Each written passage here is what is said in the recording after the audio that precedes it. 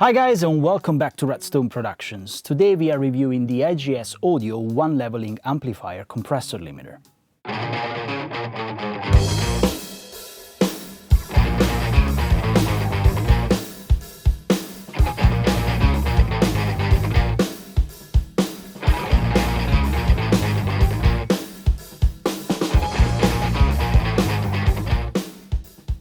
The One Levelling Amplifier by IGS Audio is IGS Audio's attempt at recreating one of the most popular compressors in the history, the LA2A by Teletronics.